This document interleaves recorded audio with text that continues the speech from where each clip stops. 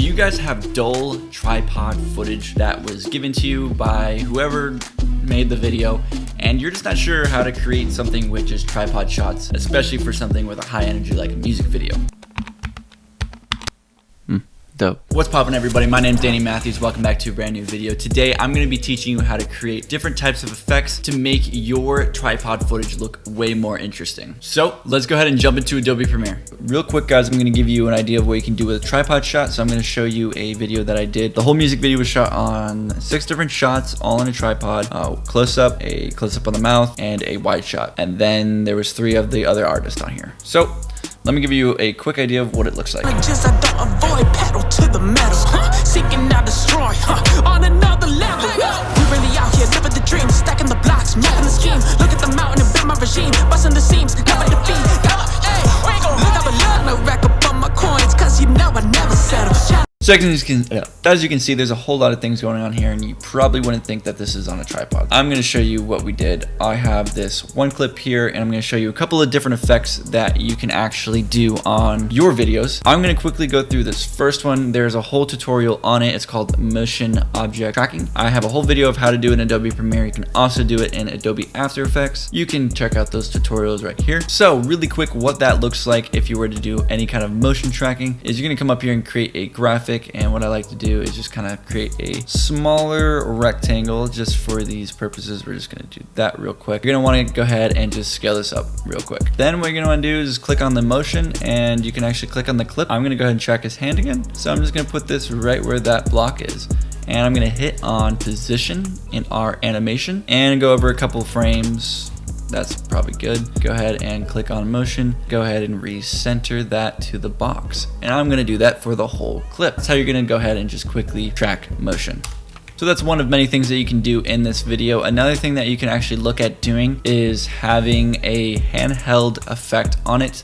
So if you come over to your effects, you'll be able to get, I'll link this in the description. It's a syncom.net. It's their handheld movement, fake handheld movement effect. They're free and they're pretty decent, not bad at all. So what you can do is go ahead and just grab one and just chuck it on here. And as you can see, it adds a lot of life to it. So there's that simple just handheld feel that you can put onto it. And another thing that you can look at doing is coming on here, and a lot of the drone clips I did this for was to zoom in really fast to give it a lot more energy to the video. So on here, you just scale the first part of it and go ahead and scale the bottom, and make sure you add your keyframe. So what we're doing on our keyframe is we're gonna go ahead and just scale this up to however much you think best fits this video. So I'm gonna scale it up to about here, like 150, and we can go ahead and watch that back.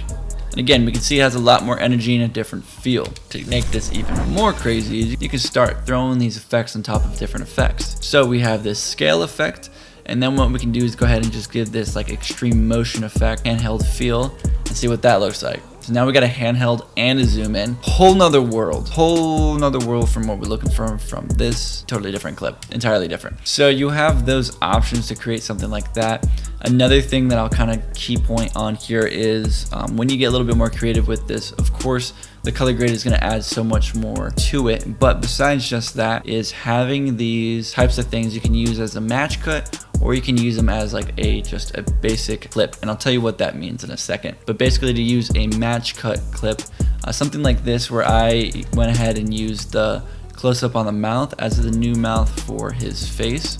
So what it looks like is he is talking. It looks like I have a close up on his mouth, but it's 2 different clips, and I just, lined them up to look like it's his mouth. Go back to the basic clip that I was talking about. You could have something as simple as having one clip here, one in the middle, and then one on the right side, and it's 3 different scenes of whether it's all performance shots or not. And if it's a tripod shot, actually could work in your favor because it's not overwhelming information, and you can actually develop a cool interesting concept with it instead of it just being a plain boring tripod shot. So you have those types of options to work with, and of course effects are going to really help you with any kind of flash effects. Using the invert effect, coming on here, just literally typing in invert and going ahead and using the channel invert and dropping this onto your footage will give it that really cool effect.